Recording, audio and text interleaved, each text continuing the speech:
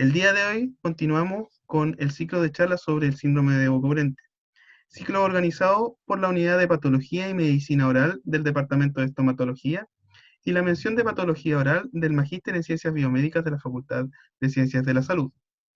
Recordarles que este ciclo está compuesto por 4 charlas de expositores nacionales y una charla de un expositor internacional, y que se va a extender hasta el día 5 de mayo, en que expondrá nuestro invitado internacional. El día de hoy es grato presentar a la doctora Trinidad Mariqueo Cancino. La doctora Mariqueo es bioquímica de la Universidad de Santiago de Chile, doctora en farmacología de la Universidad, en este caso de Chile, y postdoctora de la Universidad de Talca en conjunto con el NIH de los Estados Unidos.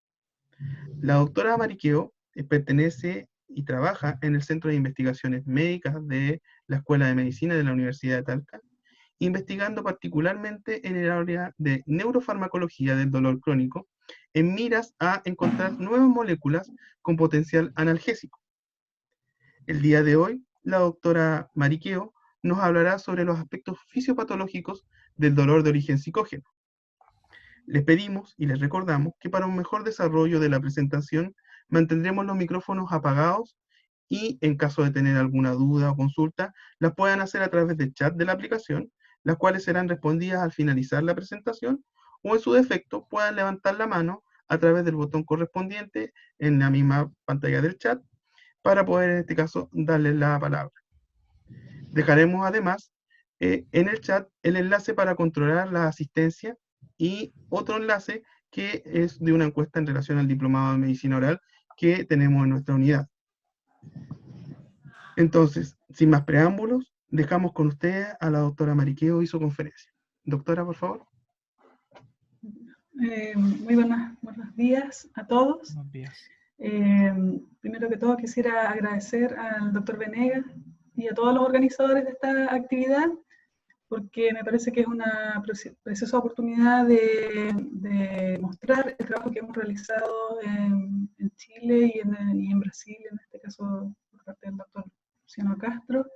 Además, es una preciosa oportunidad para generar lazos de colaboración a futuro, para encontrar la solución y el alivio del dolor de este tipo de pacientes y de otro tipo de pacientes que actualmente no tienen solución a esta patología que es bastante subdiagnosticada, que es el dolor crónico. Voy a partir hablando un poco, bueno, también quisiera agradecer a la doctora Ingrid Carbacho de la Universidad Católica del Maule, que también me ha invitado a participar de un ciclo de charlas en la cual también vamos a compartir esta charla para ese grupo de investigadores y toda la gente que esté disponible para escucharla. Hay varias cosas que quisiera decir antes de partir la presentación. Una de ellas es la motivación que nosotros tenemos acá en el laboratorio y motivación personal por estudiar este tema, que es el dolor crónico. Partió hace ya 15 años atrás en el laboratorio del profesor Luis Constandil y el profesor Laurido, que en paz descanse en este momento y que en ese momento nos abrió las puertas a la realización de una serie el aprendizaje de lo que era el dolor en sí, a través de distintas metodologías, principalmente en ese momento nosotros estudiábamos el núcleo trigeminal y cómo podía ser modulado a través de distintas vías, cómo eran las conexiones que existían en ese núcleo hacia la corteza somatosensorial. En esa oportunidad a mí me dieron la oportunidad de presentar en uno de los congresos más importantes a nivel mundial, que es el SFN, que es de la Sociedad Norteamericana de Neurociencias, y desde ahí nunca más dejé de seguir esta área. Para mí es un área que va más allá que solamente el honor y el ego de estar investigando. Es algo que yo creo que los investigadores estamos al debe principalmente con la comunicación que hay entre la parte molecular básica y la parte clínica. Y yo creo que esta oportunidad para mí de verdad es maravillosa, porque lo que yo les voy a hablar es muy molecular, pero pero creo que los biólogos tenemos que hacer este salto a lo translacional, el salto a la comunicación con la gente que es del área clínica para hacer una contribución real a la sociedad. Entonces, voy a partir con mi presentación. Yo creo que hay varios conceptos que ya se han tocado en las presentaciones anteriores, pero creo que quiero profundizar en algunos de estos aspectos y llegar a lo que nos convoca, que es el dolor psicógeno. En algunas diapos solamente no me fui tan en la profundidad de este tema porque nos daría para muchas horas. Y también voy a hablarles de lo que nosotros hemos realizado en el laboratorio y espero que cualquiera de ustedes que tenga interés en realizar estadías de investigación o pasantías. Yo he recibido mucha gente acá que ha venido de distintas áreas, incluso de odontología. Les voy a mostrar algunos trabajos que hicimos con el doctor César Coronado, que es odontólogo también de la Universidad de Talca. Y eso, sean todos bienvenidos a la presentación. Bueno, algunos temas que vamos a tratar acá son los conceptos importantes en el área del dolor y el dolor psicógeno. Les voy a poner el ejemplo del efecto placebo, porque me pareció que en las charlas anteriores se dio mucho, no se habló mucho en detalle de ese efecto, pero yo creo que hay mucho y bueno, yo creo que la combinación de la parte, como decían, cognitiva conductual y de ese abordaje es clave en esta patología, ya que muchas de las propuestas que se hacían con el uso del clonazepam, por ejemplo, estarían bastante relacionadas con este efecto. También, finalmente voy a terminar hablando sobre la modulación de los receptores de glicina como un buen blanco farmacológico para el tratamiento del dolor crónico. Con respecto a los conceptos básicos en esta área, yo creo que vamos a partir con la definición de dolor, las diferencias entre nocicepción y dolor, la sensibilización periférica y central, que finalmente van a gatillar la alodinia e hiperalgesia, los mecanismos moleculares de nocicepción y dolor, algunos de los pasos fundamentales para que la nocicepción se perciba como un evento doloroso, la definición de dolor agudo y dolor crónico, y bueno, quería hablarles algo sobre las teorías de las compuertas también, pero eso no lo voy a detallar tanto para no extendernos demasiado. Bueno, partamos con la definición. No sé si la mayoría de los presentes conoce la Asociación Mundial para el Estudio del Dolor, la IASP, define el dolor como una experiencia sensorial y emocional desagradable asociada a daño tisular existente o potencial, o descrita en términos de ese daño.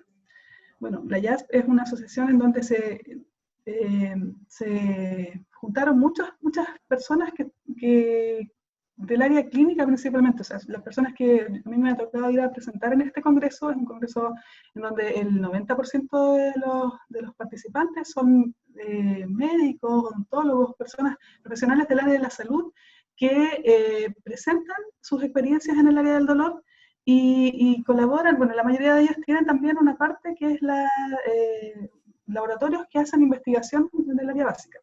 Y esta organización partió con el doctor Bonica, quien tenía el sueño, y que yo creo que nosotros ahora estamos realizando parte de su sueño, que era que los profesionales del área de la salud tuvieran una formación formal en el área del manejo del dolor. Porque no sé si ustedes lo han notado, pero la mayoría de los profesionales del área de la salud no conocen esta área. Por lo tanto, eso también nos da a nosotros un impulso para gatillar algún posgrado o alguna área de especialización en esta área, ya que es necesario, porque la mayoría de los pacientes que van a la consulta vienen con algún tipo de dolor. Por lo tanto, conocer esta área en profundidad es muy importante. Y bueno, hay una serie de congresos que se dan cada 2 años organizados por la IASP, y bueno, hay una serie también de recursos para hacer investigación en esta área que también podríamos postular como investigadores. Con respecto al primer concepto, que es, hagamos la diferencia entre lo que es nocicepción y dolor. Cuando nosotros hablamos de nocicepción, tenemos un componente que puede ser evaluado de manera objetiva, ¿ya? Nosotros podemos registrar, por ejemplo, a través de electrofisiología. Una cosa, no me deja ver bien la pantalla esta cosa. Entonces, a través de electrofisiología nosotros podríamos evaluar una neurona nociceptiva y ver de qué manera responde frente a un estímulo. Por ejemplo, capsaicina, que es el compuesto activo del ají y que nosotros sabemos que actúa desensibilizando los receptores de TRPV1, ¿ya? Que se mencionaron en las diapositivas, en las presentaciones anteriores. Entonces, nosotros podemos ver de manera objetiva lo que ocurre cuando nosotros colocamos un estímulo en ese nociceptor. Eso es la nocicepción. Entonces, cuando nosotros estamos en la periferia, cuando hablamos de las regiones periféricas, de todos los moduladores periféricos del dolor, hablamos de nocicepción. El concepto de dolor es mucho más complicado porque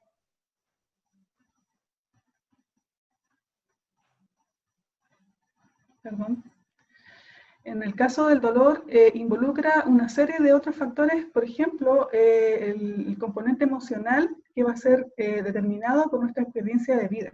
Es decir, cada persona aprende lo que es un estímulo doloroso cuando es niño. Y eso depende mucho además de lo que mencionaba el doctor Venegas en la vez anterior, con nuestra capacidad de resiliencia frente al estrés. Entonces hay formas en que nosotros respondemos al estrés y que eso también podría gatillarnos dolor, que es una manifestación de nuestro organismo y que tiene que ver con cómo nosotros entendemos los estímulos del medio ambiente, ¿ya? Entonces el dolor siempre es una experiencia subjetiva y esto es mucho más complejo de estudiar. Entonces cuando nosotros hablamos tenemos que hacer la diferencia entre lo que es nocicepción y dolor. Y el grado de dolor claramente es influenciado por el miedo, la desesperación, la impotencia. Por lo tanto, en las circunstancias que estamos viviendo actualmente, claramente esto va a generar más dolor. Por lo tanto, es muy importante que nosotros lo estudiemos y seamos capaces de manejarlo de la mejor manera posible. Por eso también uno de los problemas que hay en esta área es el diagnóstico del dolor.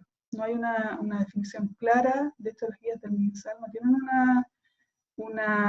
al menos en Chile, no hay un diagnóstico oportuno y eficaz del dolor. Y eso hace que la cronificación se manifieste mucho más frecuentemente, porque los pacientes en general pasan por alrededor de 10 diferentes tipos de especialistas antes de llegar a un tratamiento relativamente eficiente.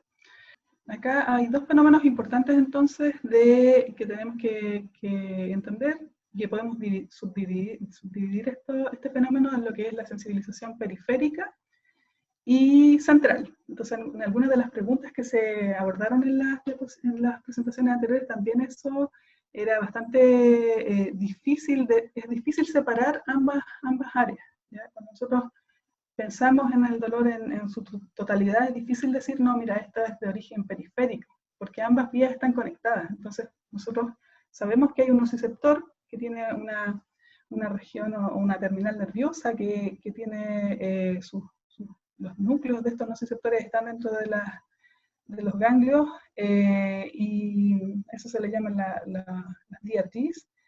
Y luego de eso, esta otra región de la neurona o del nociceptor conecta con la médula espinal, con el astro dorsal de la médula espinal, en donde llega a la región central, y nosotros decimos, bueno, cuando tenemos la región periférica, en la parte periférica nosotros tenemos la estimulación de estos receptores que les mencionaba con anterioridad, y que son estimulados principalmente por una serie de mediadores que son de tipo proinflamatorio, principalmente las prostaglandinas, la bradykinin, la serotonina, y también, bueno, vamos a tener otros mediadores como el CGRP, el factor neurotrófico neuronal, la sustancia P, que van a estimular a estos nociceptores periféricamente y que van a permanecer estimulando este nociceptor mientras que tengamos el daño en el tejido. Entonces, vamos a tener un daño que va a estar asociado a la liberación de esta sopa inflamatoria que le llaman, y que va a estar siendo estimulado frecuentemente. Entonces, nuevamente hay otro concepto que es en qué momento nosotros pasamos de dolor agudo a dolor crónico.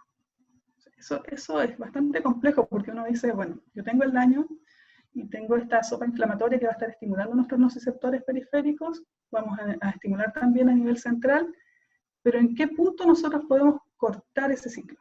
¿Ya? Eso también es una pregunta que es clave para entender o para encontrar una solución a este problema. Porque muchas veces nosotros ya tenemos la resolución del daño en el tejido, pero esta neurona continúa enviando estímulos al cerebro diciendo tengo dolor. Entonces, ¿qué es lo que pasa ahí? Porque hay personas que sí son susceptibles a cronificar el dolor y otras que no. Eso no se entiende bien, no se sabe.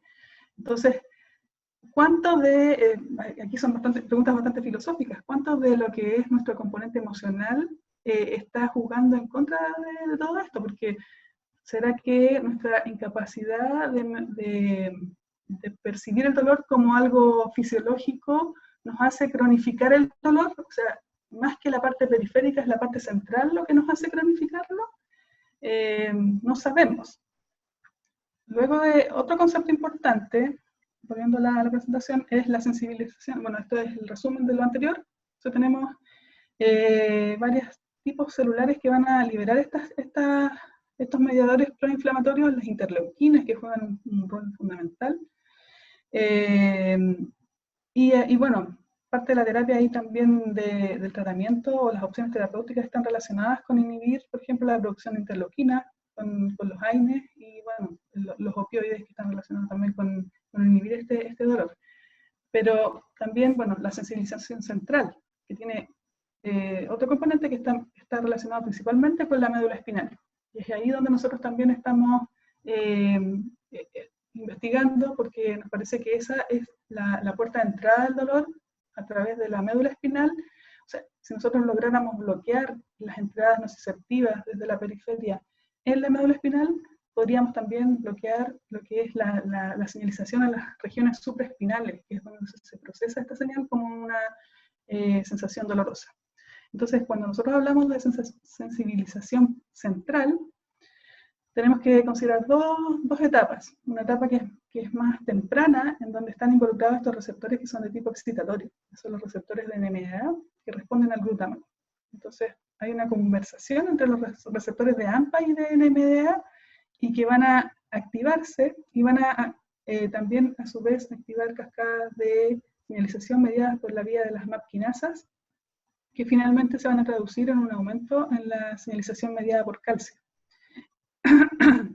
Esa señalización va a hacer que haya una serie de cambios plásticos dentro de la médula espinal que hacen que finalmente esta circuitería se altere. Y eso podría estar relacionado con el establecimiento del dolor, ¿ya? Como un dolor crónico, patológico. A su vez, bueno, eso es la primera parte de esta problemática. En un estadio más tardío, nosotros tenemos que también se pierde la inhibición, principalmente mediada por los receptores de GABA y receptores de glicina.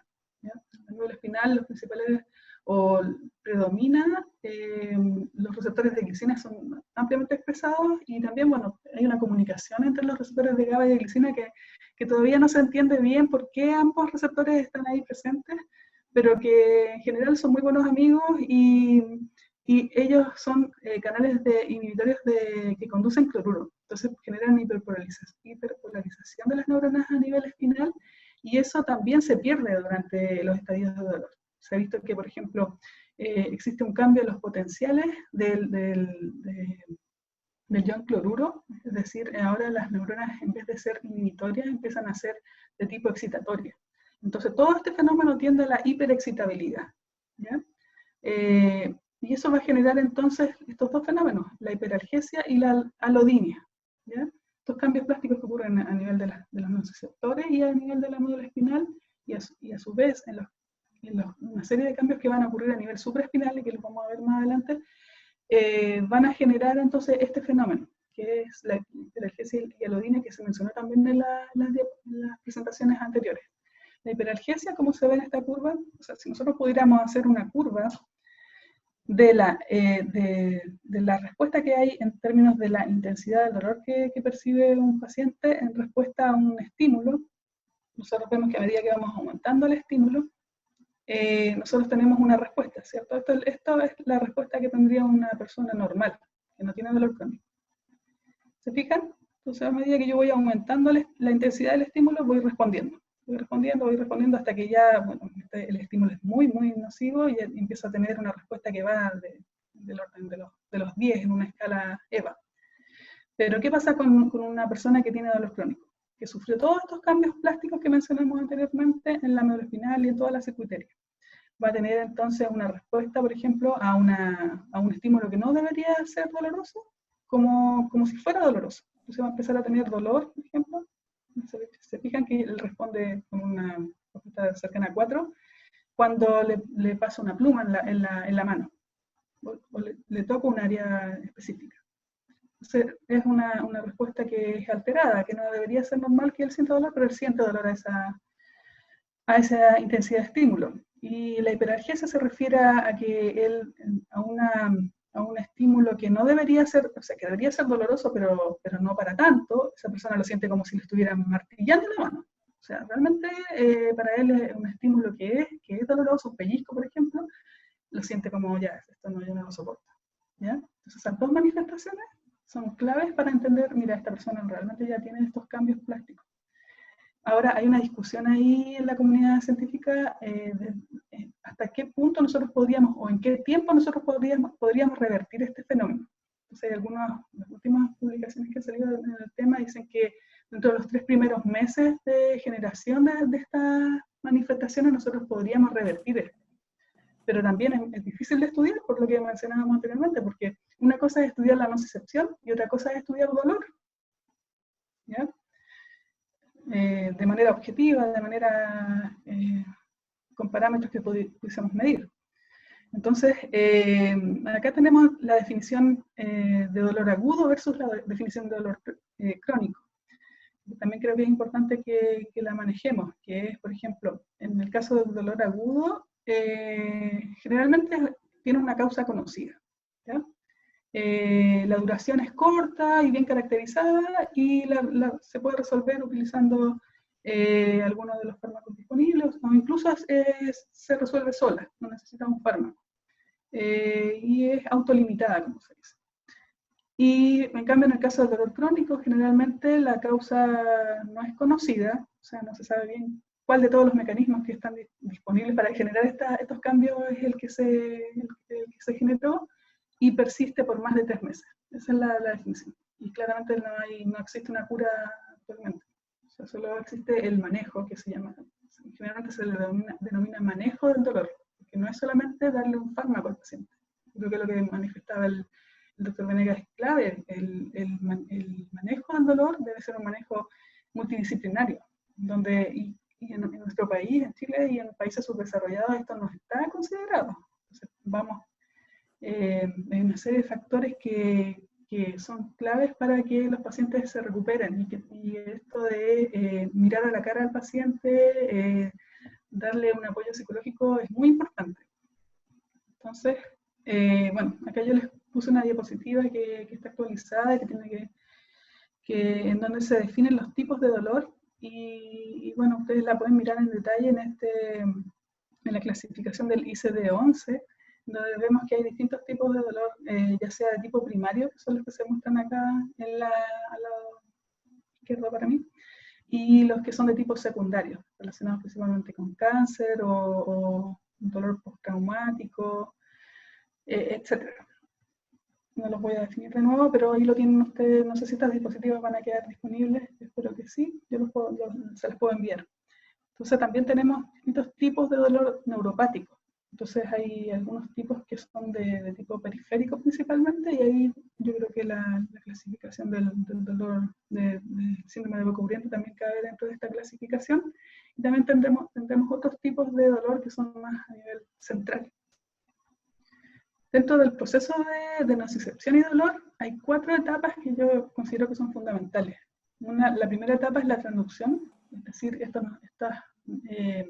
el nociceptor y sus receptores en la periferia van a sensar esta señal como una señal dolorosa. Entonces va a haber un tipo de corriente que se va a generar en esos nociceptores que es un patrón específico. Luego de eso va a haber una transmisión a través de estos nociceptores y finalmente la modulación a nivel de la médula espinal, que desde mi perspectiva es clave para el manejo del dolor. La modulación, ya lo he mencionado anteriormente, está muy relacionada con los neuroesteroides, por ejemplo, como mencionaba anteriormente, las diferencias en las hormonas que tenemos los hombres y las mujeres también hace que haya una mayor prevalencia, por ejemplo, del dolor de tipo inflamatorio en las mujeres que en los hombres. Hay también, últimamente se ha escrito que existen una serie de mediadores que son de la pro-resolución de la inflamación, que también son claves y que tienen que ver con el omega 3. O sea, la alimentación podría estar jugando un rol fundamental en este paso de dolor agudo, dolor crónico, ya que estos derivados que son de pro-resolución son derivados del omega 3. Por lo tanto, ¿qué pasa cuando nosotros tenemos el consumo excesivo de fármacos para inhibir el dolor?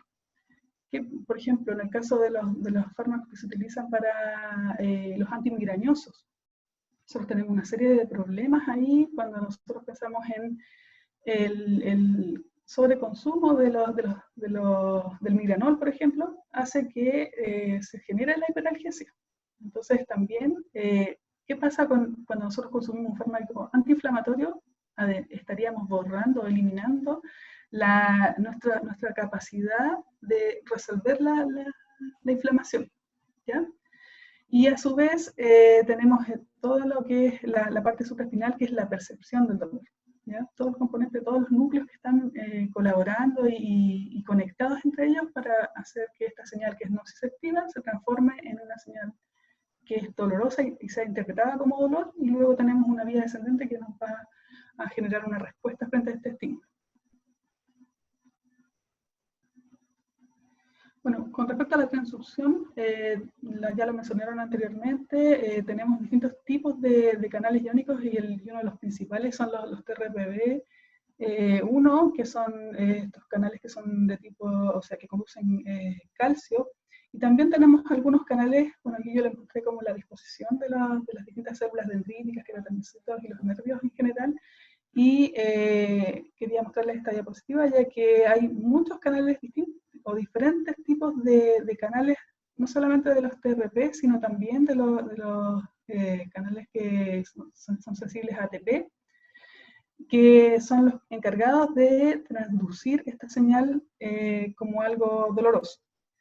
Estos se pueden, este paper es bastante interesante, es un paper que puede dar cuenta de por qué existen diferencias sexuales en este tipo de dolor, porque los receptores TRPV1 son modulados por estradiol. Entonces, el estradiol puede sensibilizar estos canales, ¿ya? Haciendo que sean menos activos. Incluso puede producir que haya un aumento en la expresión de estos canales. Entonces, claramente los niveles hormonales van a afectar cómo nosotros transducimos el dolor.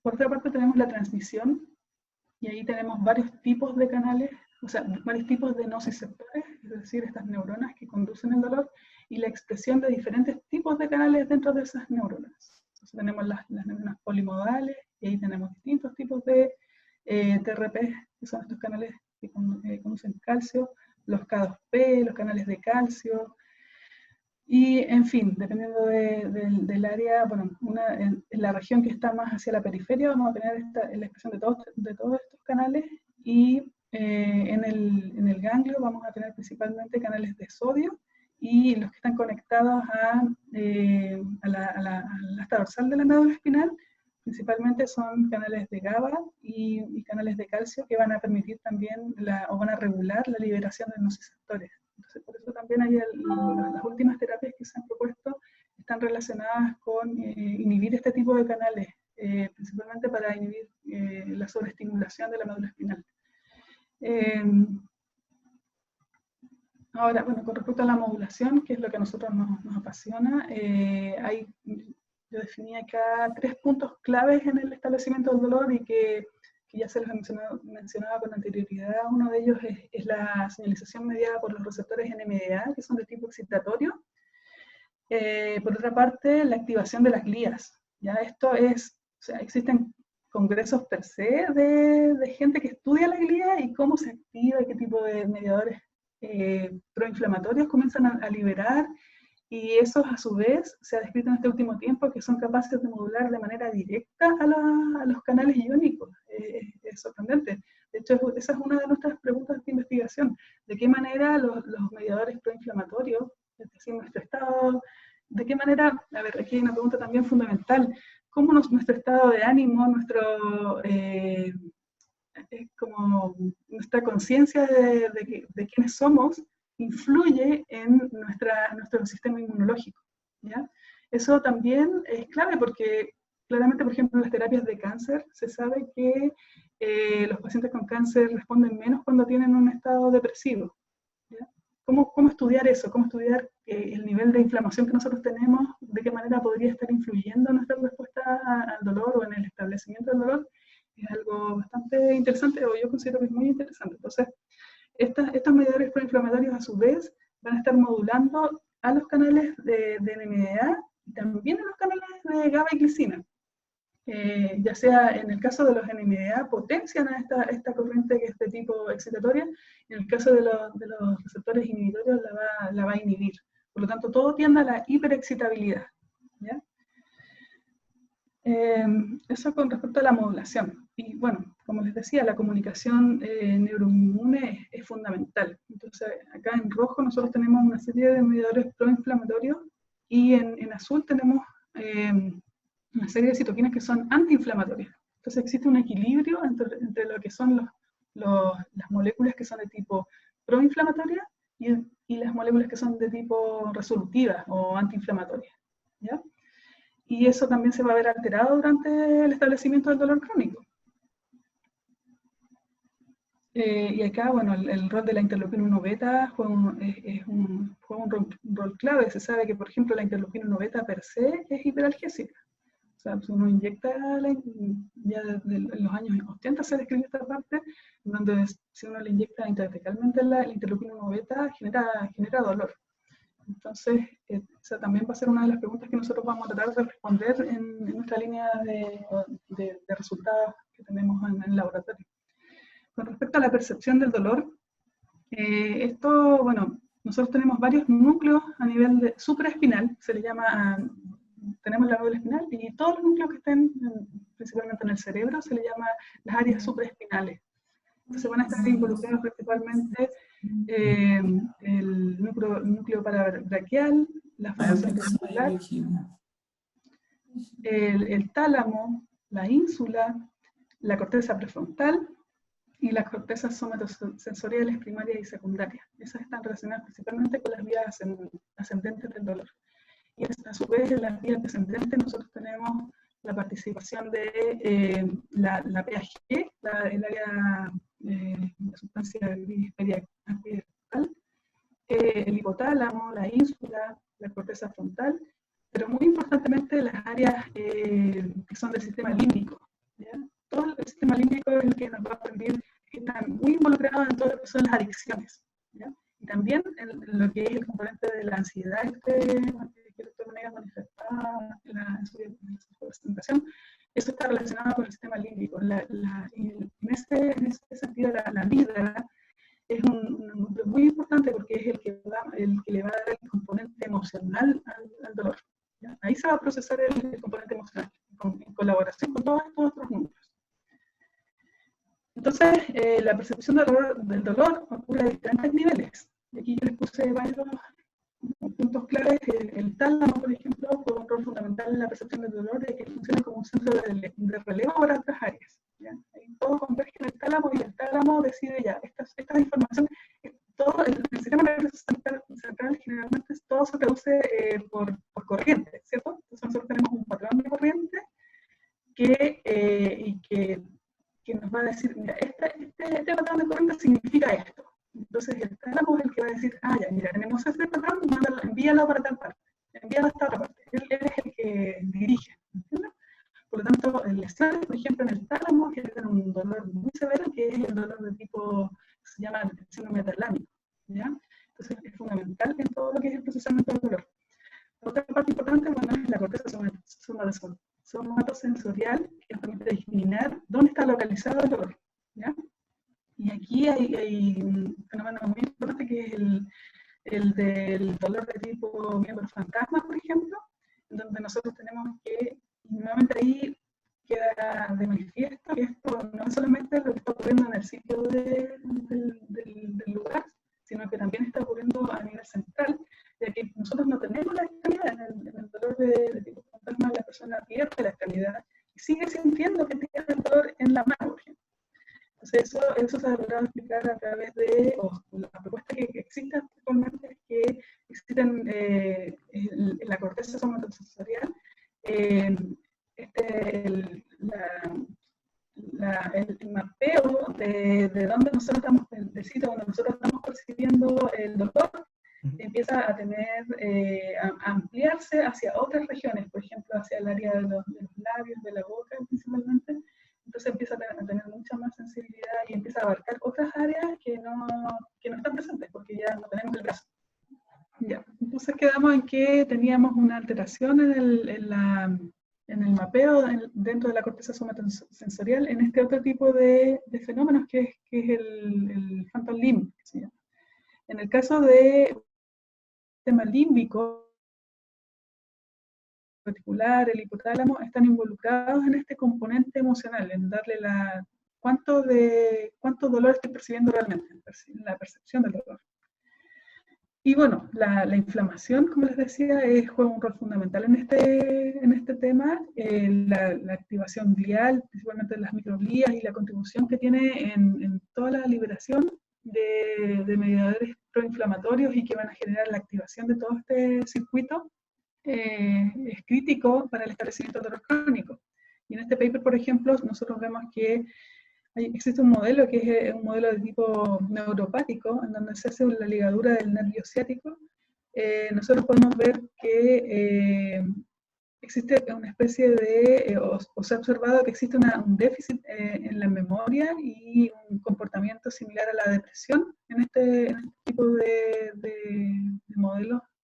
Y también estaría relacionado principalmente con la activación de las glías, y que nosotros lo encontramos dentro de las primeras 12 semanas o los primeros 3 meses de la generación de este dolor.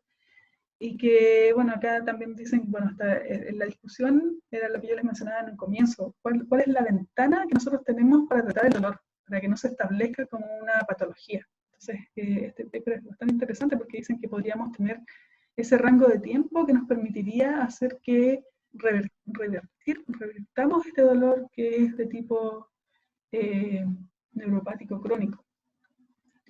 Entonces, bueno, hay algunos pasos importantes y vamos a ir resumiendo. La sensibilización periférica es importante, la sensibilización central, existe una plasticidad maladaptativa de la médula espinal, un remodelamiento anatómico y funcional en el cerebro, que se traducen finalmente en la alodina y la hipersensibilidad del sistema. A su vez, la percepción del dolor tiene que ver con los niveles de conciencia que tengamos como individuos. Existe variabilidad en los niveles de dolor a lo largo del tiempo, y eso está relacionado principalmente con los cambios que ocurren en la corteza prefrontal. La representación sensorial en el cerebro de este dolor agudo y dolor crónico son diferentes.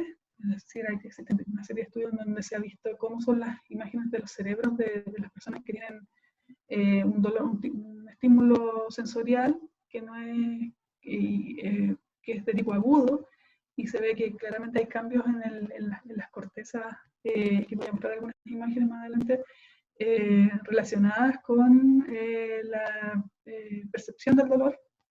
Y bueno, estos cambios también están relacionados con los cambios anatómicos en el hipotálamo de los pacientes que tienen dolor crónico. Principalmente se reduce la densidad de la sustancia gris en esta área. Y bueno, esto se los dejo para que consideren la complejidad de este fenómeno. Nosotros, existen múltiples vías que están relacionadas con este paso de dolor agudo, dolor crónico. Como les decía, las microglías, los astrocitos activados, que van a liberar una serie de mediadores proinflamatorios y que a su vez van a estar modulando la actividad de estos canales TRPV1. A nivel espinal vamos a tener los receptores de AMPA, de NMDA, que son de tipo excitatorio y que también van a ser modulados por interleuquina 1 beta, por ejemplo, y una serie de otros mediadores de tipo proinflamatorio, y a su vez los receptores de GABA y de glicina que también van a perder su actividad. Entonces todo tiende a la hiperexcitabilidad del sistema. También yo les resumí una serie de mecanismos que gatillan el dolor de tipo neuropático que ya se mencionaron en las presentaciones anteriores y que tienen que ver con este daño, el dolor de tipo neuropático se genera principalmente por daño local en las fibras nerviosas, cambios en la expresión de los diferentes canales iónicos y receptores involucrados en la nocicepción, el dolor mantenido por el sistema simpático también. Existe una inervación anómala y sensibilización de los nociceptores, que también está relacionada con una comunicación que existe en las vías simpáticas con los nociceptores en los ganglios. La formación de FAPSes, que son interacciones cruzadas entre axones por campos eléctricos y que no necesariamente son vías sinápticas, sino que la pérdida de la mielinización genera este tipo de cortocircuitos, por decirlo de alguna manera. La activación de las glías, que es fundamental. El déficit de las vías centrales inhibitorias, principalmente de la transformación de la sinapsis inhibitoria en excitatoria. La reorganización de las fibras a beta en el asta dorsal también comienzan a tener proyecciones en otras áreas que no es la adecuada. La reorganización de los circuitos en la corteza somatosensorial también. Cambios en la expresión y modulación de los diferentes núcleos involucrados en la percepción del dolor. Y el fenómeno MO, que para mí también es muy importante a considerar, que es el uso indiscriminado de distintos tipos de fármacos para el manejo del dolor, genera finalmente tolerancia y dependencia de estos fármacos. Entonces, es clave que exista un correcto diagnóstico de la patología para comenzar con un tratamiento adecuado. Porque este uso se ha visto, por ejemplo, en el ejemplo de la migraña, gatilla puede generar un establecimiento del dolor crónico. La alimentación, por ejemplo, es fundamental, con una alimentación que sea antiinflamatoria, es decir, algunos alimentos que promuevan la prorresolución, por ejemplo, el omega 3, también se podría proponer como una alternativa. Y bueno, el manejo del estrés y factores ambientales que gatillan el dolor claramente es fundamental. Y el último punto, que para mí también es muy importante que lo destaquemos, es el déficit en la educación de los profesionales de la salud en el manejo del dolor crónico y la realización de un diagnóstico eficaz y oportuno. Eso serían los puntos claves para el establecimiento del dolor de este tipo. Con respecto a los cambios que podrían estar ocurriendo a nivel supraespinal, este estudio, por ejemplo, mostró que existe una reducción en lo que es la sustancia gris, en la densidad de la sustancia gris de las diferentes cortezas a nivel supraespinal luego del lumbago. ¿Ya? Entonces nosotros tenemos, bueno, este trabajo fue publicado por el grupo de Vania Apkaranian. Yo les sugiero a los que les interesa este tema del dolor psicógeno, sigan el trabajo de Vania. Vania es un investigador serio que ha realizado una contribución muy importante en esta área. Él no solamente tiene el approach mecanístico, sino que también es la parte psicológica. Él ha evaluado, por ejemplo, que existe un perfil emocional que en los últimos estudios que ha hecho, que es clave en cómo nosotros enfrentamos el dolor. Entonces existen ciertas características de la persona que hace que sean respondedores a una terapia versus otros que no responden. Entonces creo que seguir el trabajo del grupo de Vania sería muy interesante. Y él, bueno, publica en este trabajo los cambios anatómicos que existen en el cerebro luego de que hay dolor de tipo lumbago. Vemos que, por ejemplo, existe un grupo bueno, aquí están las definiciones. El SBP significa que tiene dolor lumbago, pero es subagudo, que no es un dolor tan intenso, no es crónico, es decir, los pacientes en este estudio no son capaces de ingresar en este estudio, ya que no están consumiendo ningún tipo de fármaco, ¿ya? Solo van a evaluarlos y van a ver cómo va cambiando su cerebro a lo largo del tiempo. Los que son R se recuperan y hay otro grupo de pacientes que persisten en el dolor. Y se ve claramente que en este grupo, que son, se fijan ahí están el círculo significa que es una persona sana, el triángulo significa los que sí se recuperan, y hay un grupo de pacientes que no se recuperan, que son los cuadrados. Si ustedes pueden apreciar en este gráfico en el B, que hay una reducción en el volumen de la sustancia, o sea, del cerebro en general, en distintas áreas. Ahí ven, esto es a medida que pasa la semana, en la semana 50 vemos, bueno, después de la semana 10, ya después de los 2 meses empezamos a ver una reducción significativa en lo que es la sustancia gris a nivel supraespinal en los pacientes que no se recuperan del dolor. ¿Ya? Y esto principalmente, como vemos en la figura D, está relacionado con el núcleo accumbens y la ínsula, que son, bueno, principalmente el núcleo accumbens está relacionado con el sistema límbico, que yo les comentaba que es muy importante para darle el concepto emocional al dolor o al estímulo nociceptivo. Otro punto importante que también está desarrollado por Vania, que es un paper, es un Nature Communication, es el concepto del placebo. ¿Ya? El efecto placebo es muy importante. De hecho, yo les dejé acá un review que para los que estén interesados en ir más allá con respecto al efecto placebo, lo pueden ver. Se ha reportado también que en el síndrome de boca urente existe el efecto placebo, ¿ya? Y no es menor.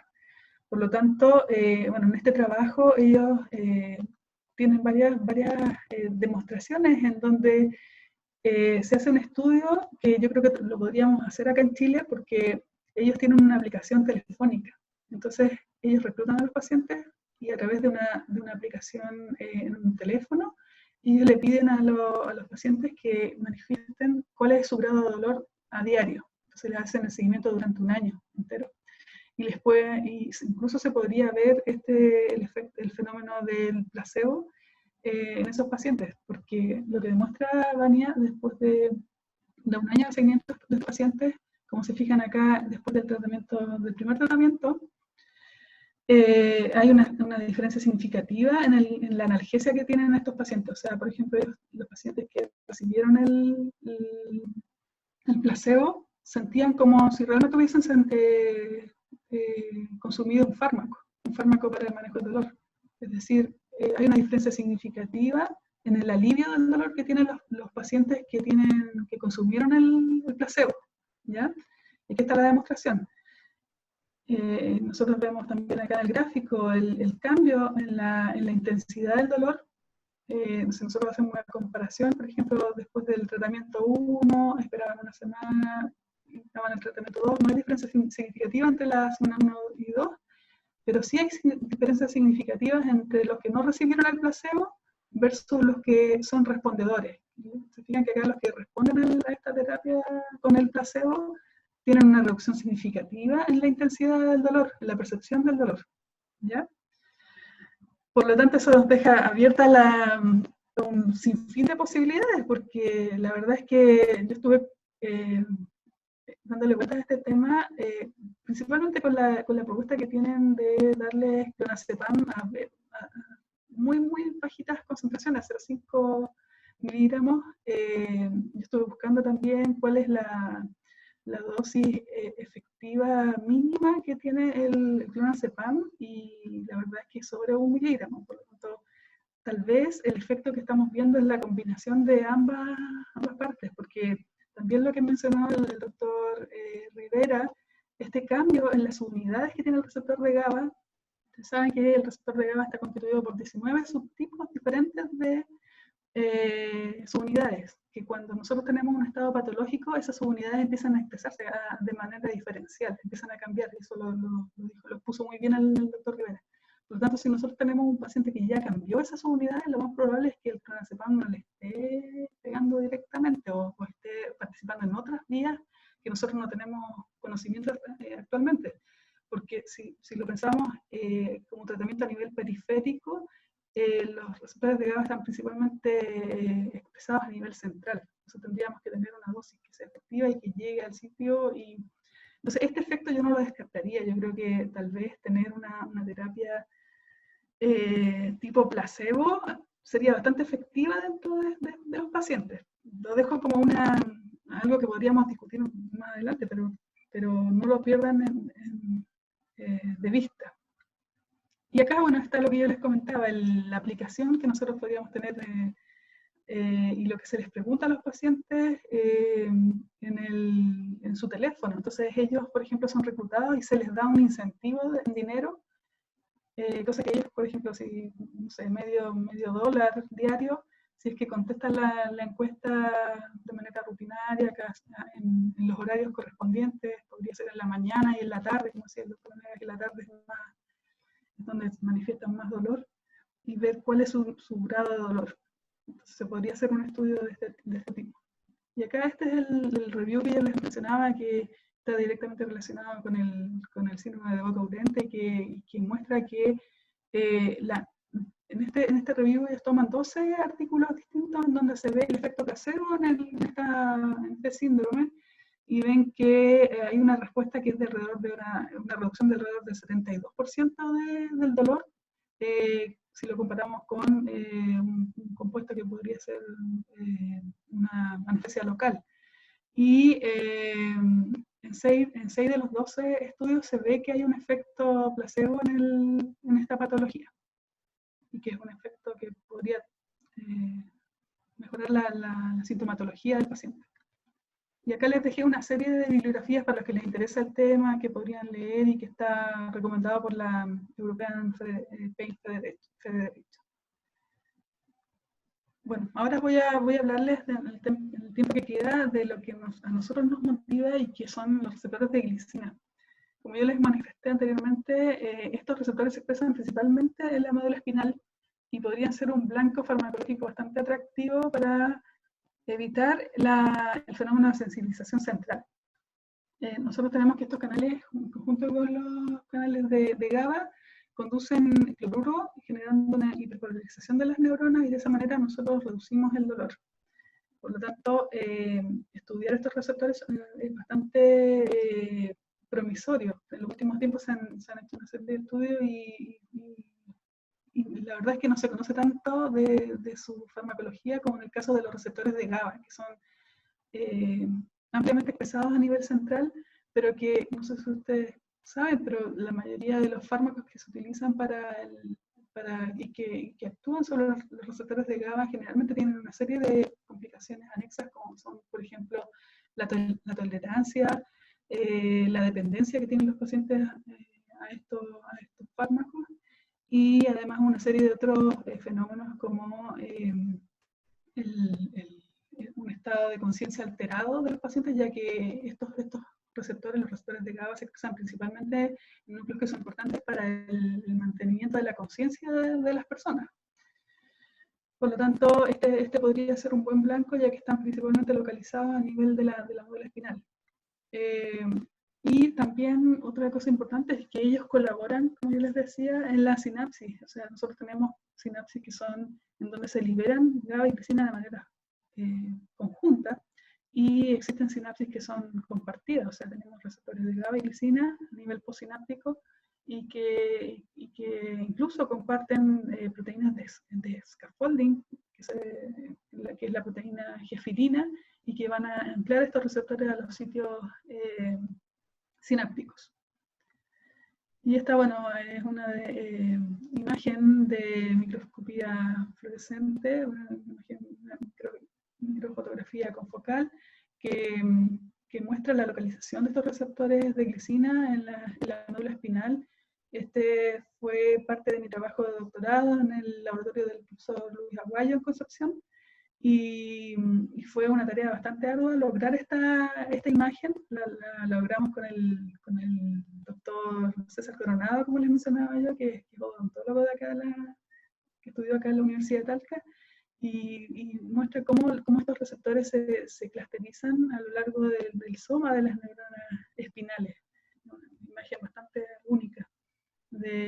Cada una de esas puntas que nosotros vemos son verdaderas reuniones de alrededor de 300 receptores aglomerados gracias a la proteína gefirina. Si nosotros quisiéramos estudiar esta sinapsis, vemos que existe son modulados principalmente por etanol, pero básicamente nosotros podemos ver a través de la técnica de patch clamp, en célula única, nosotros podemos registrar las corrientes de tipo glicinérgica que son de este tipo.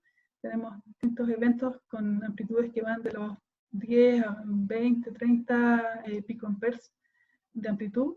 Y esta es una de los approaches para estudiar la sinapsis de tipo glicinérgica y ver cómo son moduladas estas sinapsis por distintos moduladores como etanol, propofol, que es un anestésico general, y otros moduladores que vamos a explicar más adelante.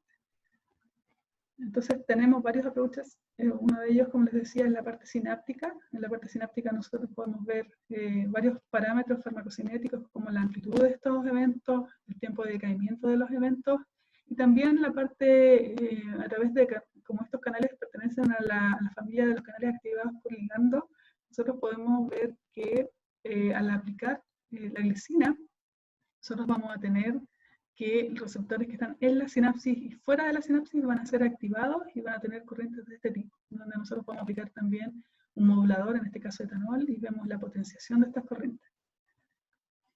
Entonces, ¿qué tienen que ver estos receptores con el dolor? Me van a preguntar a ustedes. Y básicamente, como les mencionaba, estos receptores están inhibiendo a las neuronas que son de tipo, las neuronas de proyección, que van a estar comunicando esta señal nociceptiva hacia las regiones supraespinales. Por lo tanto, ellas van a estar regulando lo que sube hacia las cortezas supraespinales para que sea interpretado como dolor. Por lo tanto, el bloqueo de esta parte es fundamental para bloquear el dolor. Esa es nuestra propuesta. Y esto fue demostrado a través de, bueno, nosotros tenemos que el receptor de glicina es sensible a los efectos de la prostaglandina E2. Como se observa acá a la derecha, nosotros vemos que si nosotros tenemos una corriente de tipo glicinérgica, esta es la corriente, y nosotros ahora bloqueamos la prostaglandina E2, o sea, nos impedimos, si nosotros le superfundimos la prostaglandina E2, vamos a tener una reducción en esta corriente. Es decir, perdemos la inhibición. Cuando hay mediadores que son de tipo proinflamatorio, por ejemplo, como la prostaglandina E2, vamos a reducir la inhibición. Y ahí está la demostración a nivel del registro electrofisiológico. Ahora, lo que se ve acá a la derecha es que esta inhibición se pierde completamente en un animal que no tiene este receptor. Si nosotros ahora hacemos un knockout, un animal que no tiene la expresión de la subunidad alfa-3 del receptor de glicina, vemos que la prostaglandina E2 ya no tiene efecto. Por lo tanto, ahí está la demostración de que este mediador inflamatorio está modulando la actividad del receptor de glicina. Y lo mismo, bueno, la amplitud de las corrientes también acá, eso no lo voy a detallar más.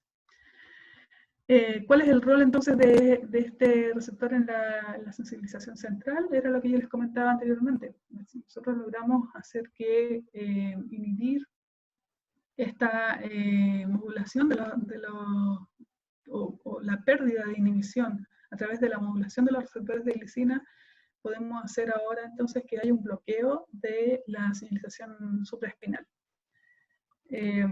Y acá, bueno, hay un paper clave en esta propuesta, ya que yo les comenté que la modulación inmunológica es fundamental para mantener o establecer este dolor como un dolor patológico. Nosotros vemos acá que el grupo de Rubin G, que es un investigador bastante importante y que ha descrito en estos últimos años todo lo que es la regulación inmunológica y ha descrito también estos mediadores que son de la prorresolución de la inflamación.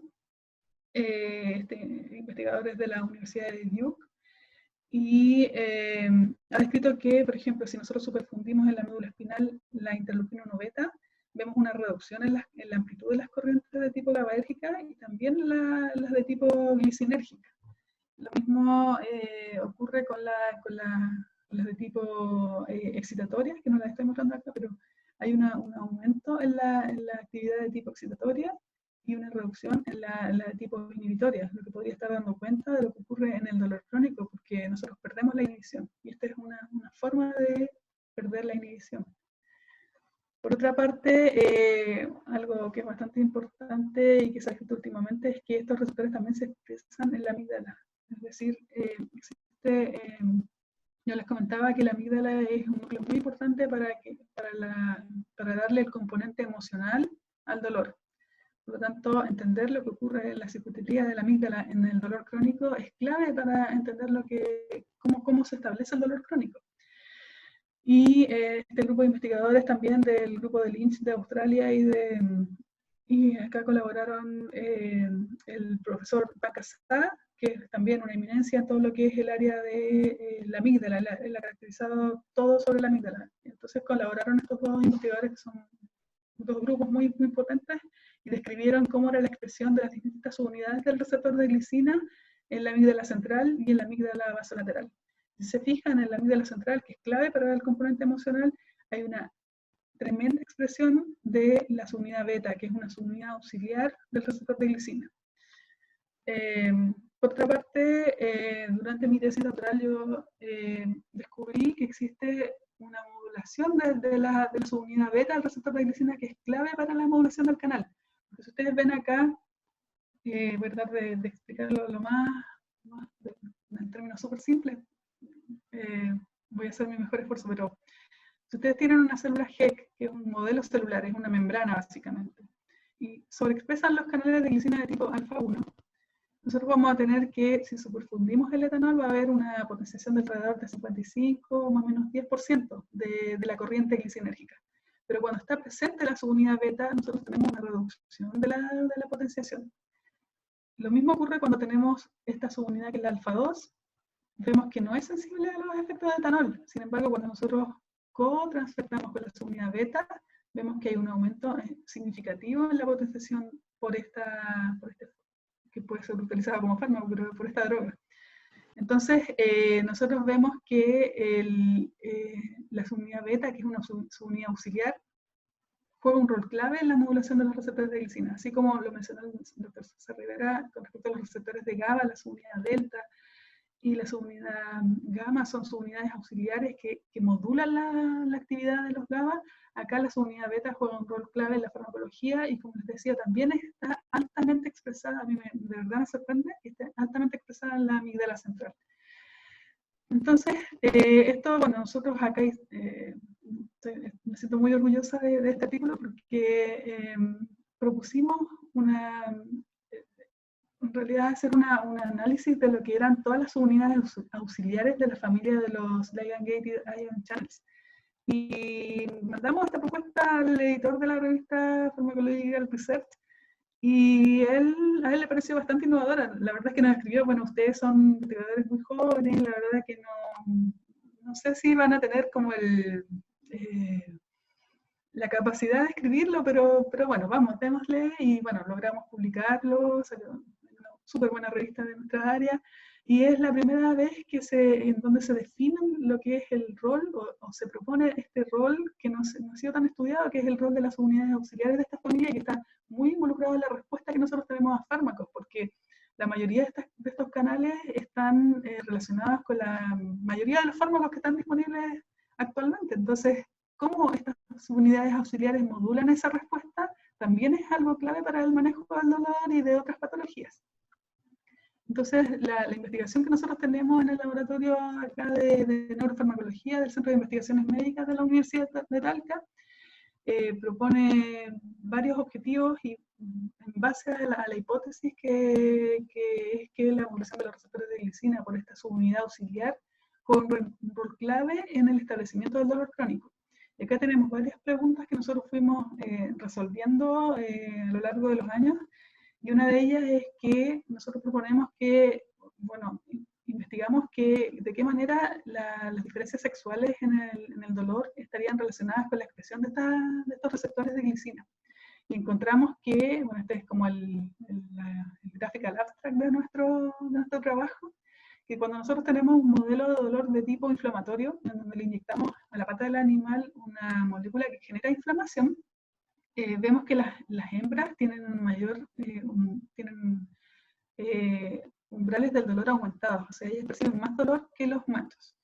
Y eso nosotros lo relacionamos con una expresión diferencial de las distintas subunidades del receptor de glicina. Es decir, por ejemplo, encontramos que en las hembras, la subunidad alfa 3, que yo les comentaba que era una que es muy importante porque es la que es modulada por la prostaglandina, está mucho más expresada que en los machos.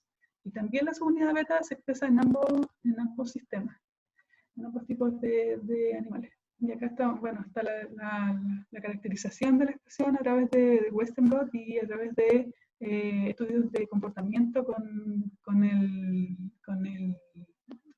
este test de von Frey, que son unos filamentos que van presionando la patita del animal y uno puede ver si tienen alodinia. Y bueno, esto lo estamos publicando ahora, pero está disponible en un repositorio que se llama BioRexy. Bueno, también quisimos entender entonces cómo es la expresión de la subunidad beta en modelos de dolor crónico, y como vimos ya en el dolor inflamatorio había un aumento en la expresión de este dolor, pero también hay un aumento en la expresión de la subunidad auxiliar beta en modelos de dolor de tipo neuropático. Es decir, acá nosotros tenemos que después de 3 y 10 días hay un aumento en esta expresión y que está relacionada con la reducción en el umbral del dolor que tienen estos animales. Y este es también otro de los modelos más caracterizados para estudiar dolor de tipo neuropático, que es la contracción crónica del nervio ciático. Esto también se evalúa a través de inmunofluorescencia. En la parte de arriba ven como en el estado dorsal principalmente del módulo espinal vemos un aumento en la expresión de la proteína CIFOS, que es un marcador de activación temprano, que estuvo relacionado con el aumento en la expresión de la subunidad beta, principalmente en el modelo de dolor neuropático en comparación con el CHAM, que es un animal que no tiene la cirugía, o que se abre y cierra solamente, no se hace la ligación del nervio ciático. Otra de las preguntas fundamentales que nosotros intentamos responder era de qué manera la interleuquina 1 beta podría estar induciendo la hiperalgesia. ¿Ya? ¿Será posible que la subunidad auxiliar esté involucrada en esta modulación? ¿Y cuáles serían los determinantes moleculares involucrados en esto? Entonces, para eso nosotros hicimos una colaboración con la gente de bioinformática y generamos modelos por homología de los canales de la subunidad alfa 1 y de la subunidad beta, y vimos cuáles eran los sitios que eran similares y cuáles eran diferentes en la región extracelular y en la región transmembrana de estas subunidades. Y vemos que existen distintos cambios principalmente en la farmacocinética del canal cuando está presente esta subunidad auxiliar, y que podrían estar relacionados con cambios en los aminoácidos que están presentes en la interfaz de unión a la glicina, que es el agonista. También existen algunos cambios en el TM2, que es el que forma el poro en donde se conduce el cloruro, y acá vemos la comparación en donde hay algunos cambios que están relacionados con principalmente insensibilidad a algunos bloqueadores de este canal, que es como la picrotoxina, en donde la presencia de la subunidad beta hace que se haga insensible a este modulador. Siguiendo con nuestro análisis con respecto a la interleuquina 1 beta, la pregunta que nosotros nos hacíamos, bueno, ¿de qué manera la interleuquina 1 beta podría estar actuando para generar hiperalgesia? Entonces, lo que hicimos fue hacer un docking molecular entre las distintas subunidades del receptor de glicina, y vemos que la interleuquina 1 beta se une preferentemente a la subunidad auxiliar beta en sitios que nosotros caracterizamos y que están principalmente localizados en la región en el dorso de la región del loop C de esta subunidad, en la región extracelular. Generamos mutaciones sitio-dirigidas en uno de estos aminoácidos, de la tirosina 240, y vemos que el efecto en las corrientes electrofisiológicas, esto es a través de metodología de Patch-Clamp en célula única, expresando las distintas combinaciones, ya sea solo la subunidad alfa 1, la subunidad alfa 1 beta y la subunidad alfa 1 beta mutante. Y vemos que, por ejemplo, si nosotros a una célula que está sobreexpresando la subunidad alfa 1 beta le superfundimos la glicina con la interleuquina 1 beta, hay un aumento en la apertura del canal y en el tiempo de la sensibilización del canal, o sea, se demora más tiempo en cerrarse. En cambio, cuando nosotros tenemos la mutante, vemos que este cambio se revierte. Por lo tanto, nosotros decimos, bueno, este cambio fue solo visto cuando teníamos la combinación de la subunidad alfa con la subunidad beta. Por lo tanto, cuando estaba la subunidad alfa no se veía este fenómeno. Por lo tanto, asumimos que es la subunidad beta la que está dándole la propiedad al receptor de glicina para ser modulado por la interleucina 1 beta. Y acá están los gráficos que resumen este fenómeno, donde vemos que la subunidad alfa 1 beta tiene un tiempo de decaimiento de la señal mucho más, significativamente más grande que la subunidad alfa 1 y que la subunidad alfa 1 beta mutante, demostrando que este sitio es importante para la interacción. Esto es súper nuevo y yo lo presenté en Brasil en un congreso de neuroinflamación. Se lo mostré a algunos profesores que estuvieron caracterizando el fenómeno de la hiperalgesia mediada por la interleucina 1 beta y estuvieron muy sorprendidos con estos resultados porque nos decían, esta es la primera vez que alguien describe que la interleucina 1 beta podría estar interactuando de una manera no canónica, no a través de su receptor. Por lo tanto, si existe esta posibilidad que esta subunidad está interactuando de manera directa, modulando estos canales, podría ser que esta misma interleuquina pudiese tener un efecto en otras proteínas, no solamente en este canal, que podrían estar relacionadas también con el sistema inflamatorio, la respuesta inflamatoria. Esto también nosotros lo estudiamos en la amígdala central, en colaboración con la doctora Carolina Oliva de la Universidad Católica, y con la gente del NIH, que también estudian la amígdala central, y vemos que interesantemente con los modelos de dolor neuropático, vemos que hay una reducción en la amplitud y en la frecuencia de los eventos glicinérgicos luego del dolor. Entonces esto también es muy importante porque lo que nosotros estamos proponiendo es que, por ejemplo, cuando hay una neuropatía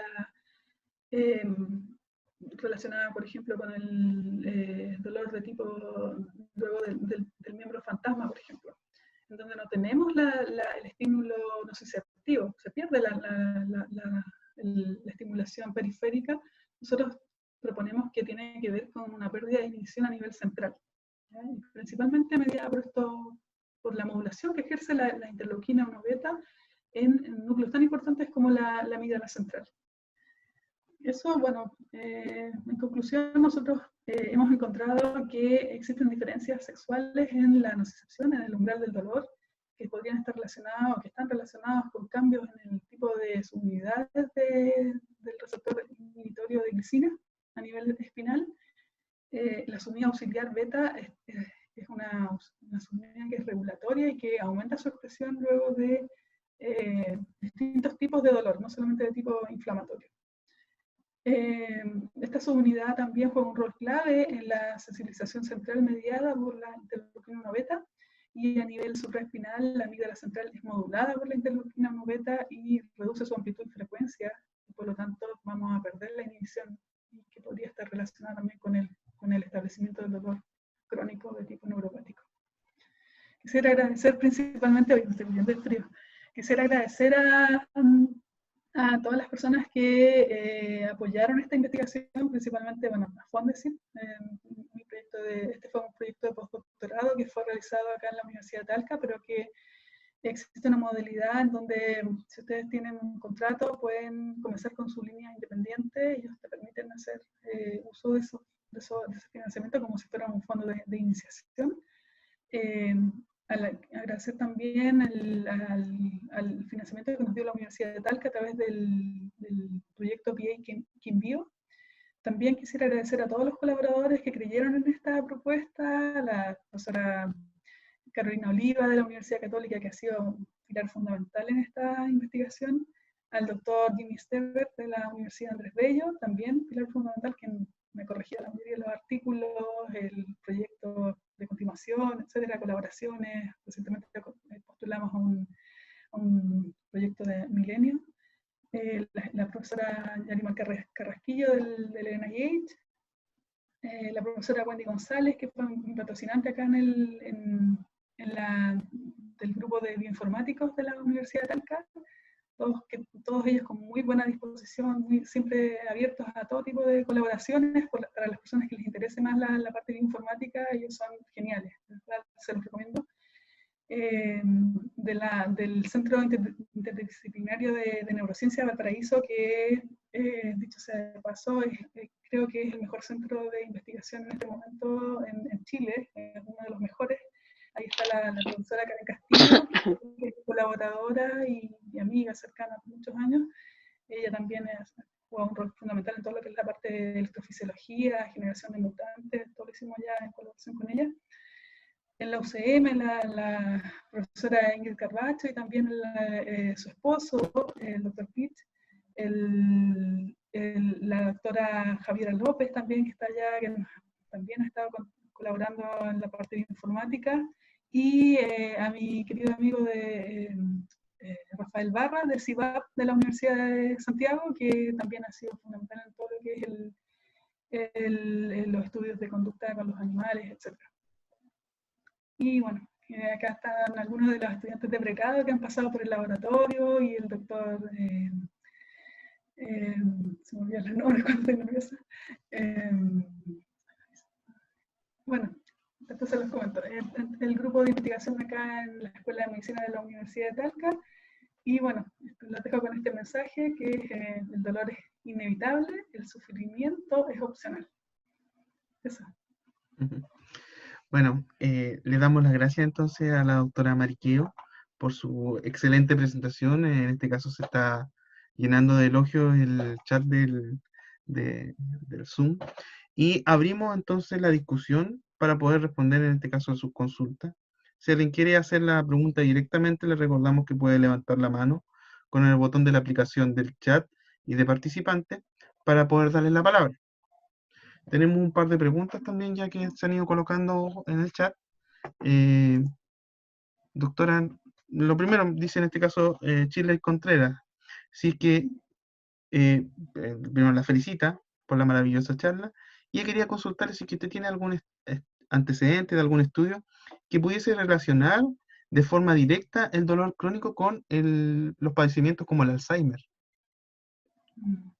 Esa es una excelente pregunta. De hecho, en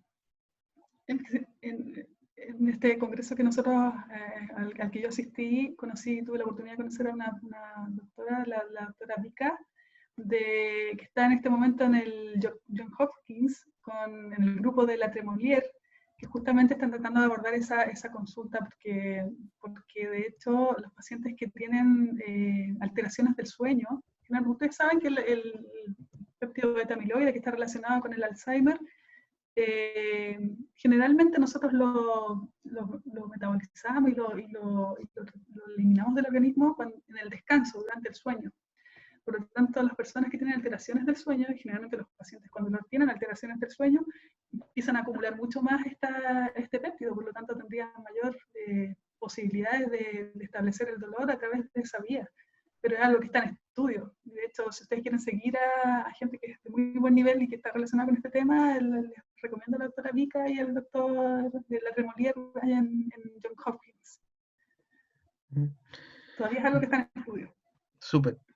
Doctora, Carla en este caso consulta si es que a qué tipo de medicamentos son los sensibles más que nada a los receptores que estaba usted mostrando en este caso a nivel periférico, que pudiesen servir en este caso para el tratamiento del síndrome ocurrente. Claro.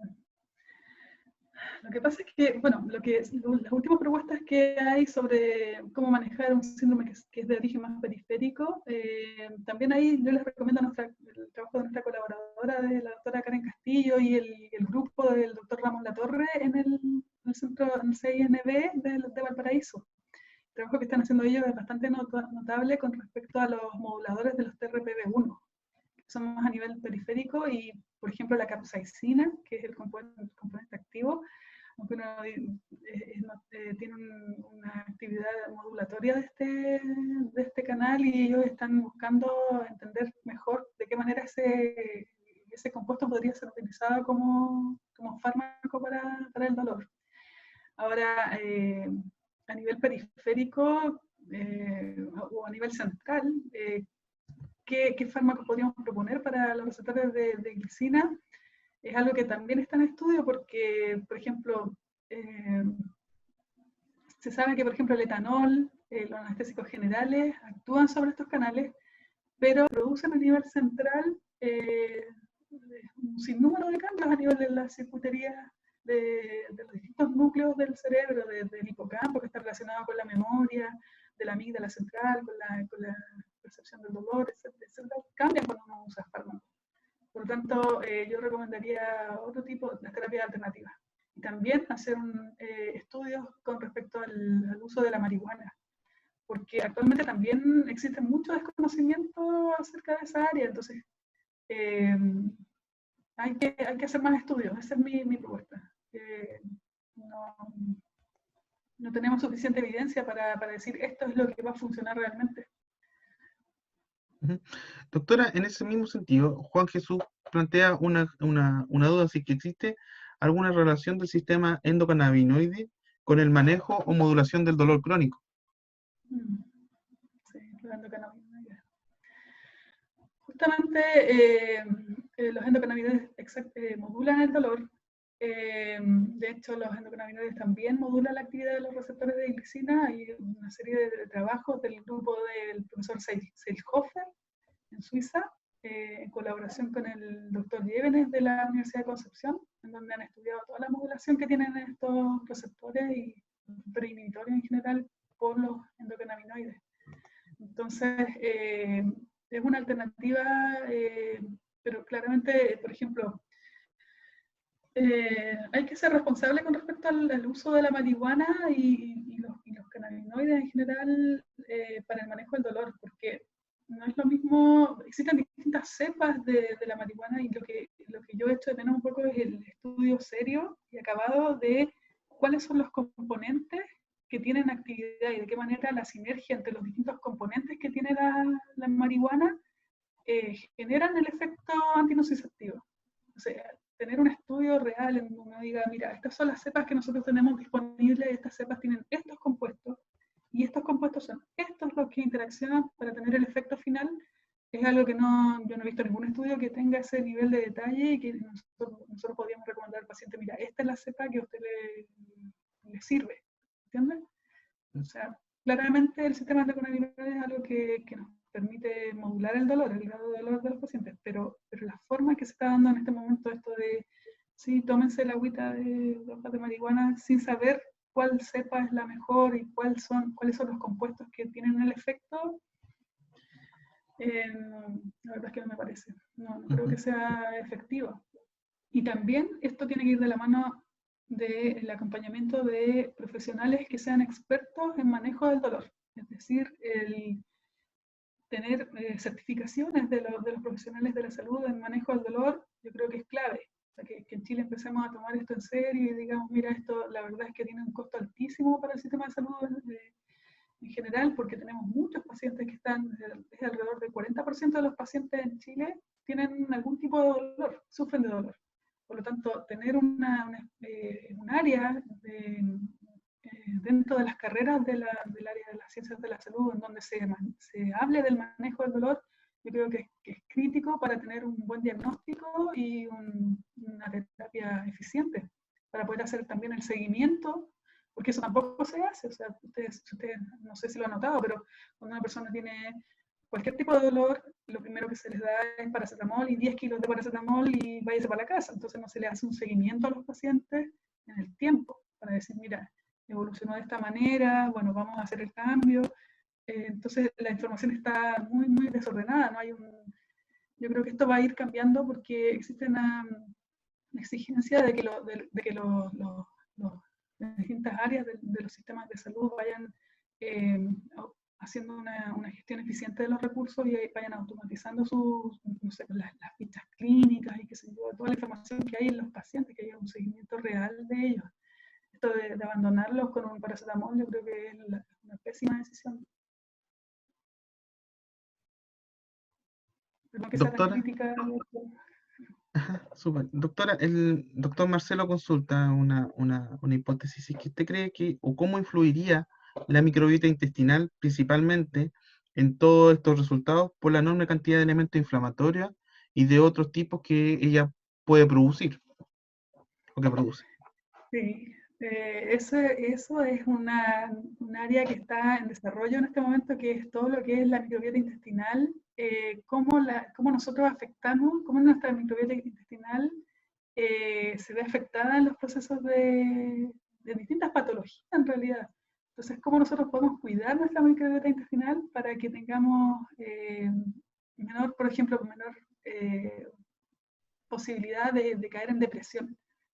Actualmente existe una hipótesis donde se dice que la microbiota intestinal está directamente relacionada con todos los núcleos relacionados con la depresión. Entonces, y nosotros sabemos que la depresión y el dolor crónico están íntimamente relacionados. Entonces, eh, eso es algo que está en estudio actualmente. Como la microbiota intestinal, de hecho, existen modelos animales donde se les hace un reemplazo de la microbiota intestinal y hay un cambio en la proporción de Bacteroidetes firmicutes, que son dos familias de bacterias que están en el intestino, que esa proporción entre Bacteroidetes firmicutes cambia cuando hay estados patológicos. Por lo tanto, la alimentación también fue un rol fundamental para mantener esta microbiota intacta y esta proporción de filos de bacterias. Súper. Doctora, Iván Barrera consulta si que existe o usted conoce alguna relación entre el dolor crónico y la sarcopenia. Sarcopenia. No tengo ningún estudio que en este momento no me acuerdo de ningún estudio relacionado con eso, pero podrían estar relacionados. No tengo ningún estudio en mente. Ujú. Doctora, también consulta en este caso Carla, así que pudiese ser para poder solucionar estos problemas, algún tipo de terapia neural para abordarlos. Terapia neural. Y a lo mejor, no sé si alguno de las personas que son del área clínica, a lo mejor el doctor, no sé si está el doctor Castro todavía conectado, a lo mejor él podría dar alguna idea con respecto a esto, porque yo no soy médico, entonces yo la verdad es que he seguido el trabajo que hacen los médicos porque voy a todas las charlas y todas las cosas que se dan a nivel internacional principalmente relacionadas con el tema del dolor, pero yo creo que alguien que tenga la experiencia clínica podría abordar esa pregunta, porque Ujú. no estoy en condiciones de abordarla.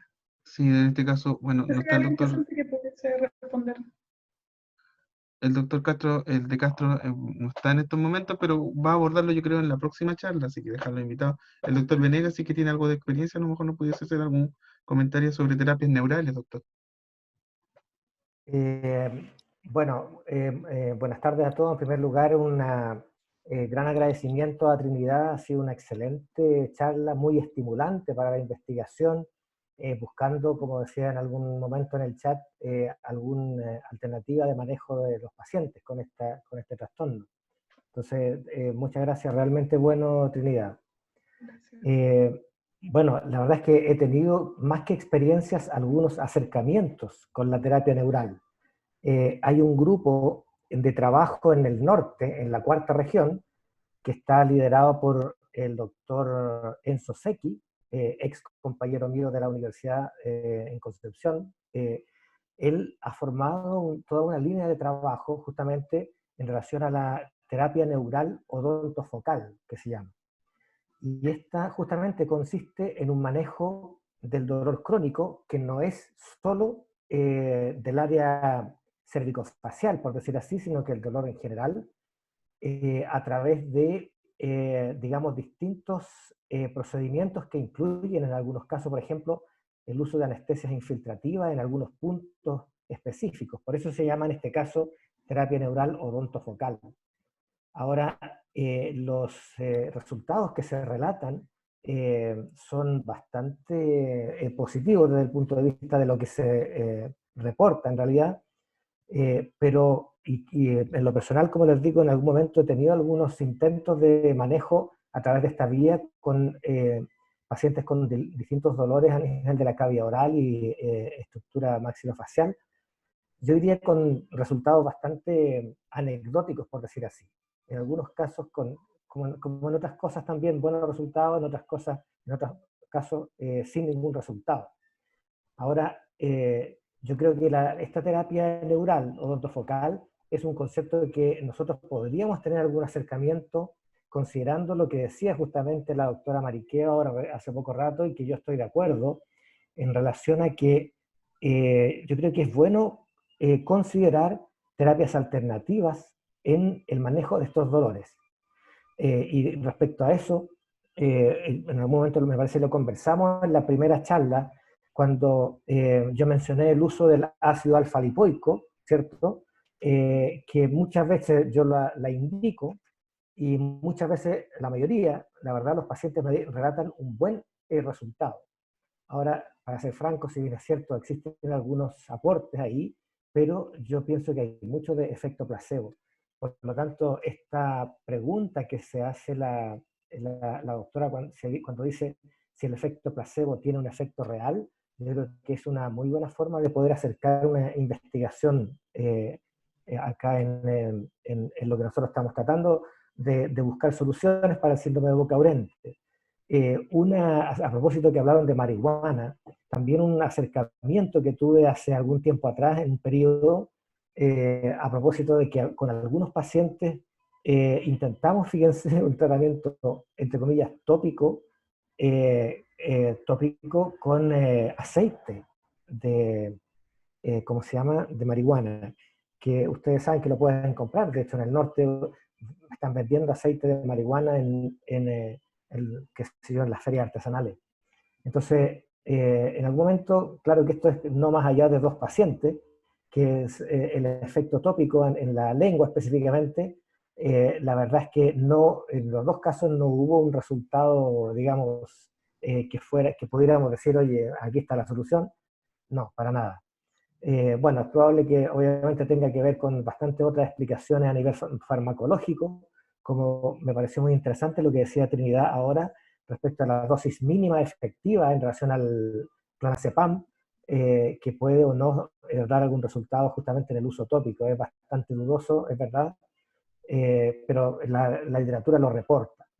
En todo caso, volviendo a lo inicial, yo también soy partidario de tratar de reducir al máximo el uso de fármacos, dado que sí es verdad que esto inducen a dependencia, y que después se transforma prácticamente en un círculo vicioso, porque por un lado el fármaco como un antidepresivo puede haber estado contribuyendo al desarrollo de tal o cual patología o dolor crónico, y después nosotros vamos y le damos no se lo damos nosotros, pero en interacción con un psiquiatra, un antidepresivo se transforma justamente en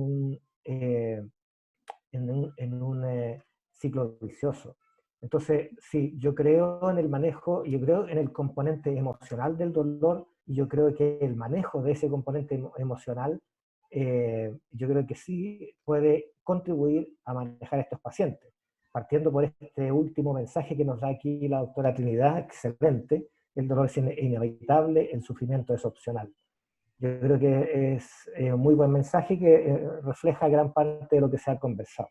Reitero los agradecimientos a la doctora Trinidad, y bueno, nos seguiremos encontrando, ojalá podamos implementar algún estudio en conjunto. Gracias, Daniel, gracias. Bueno, hemos aclarado las dos que han aparecido en el chat.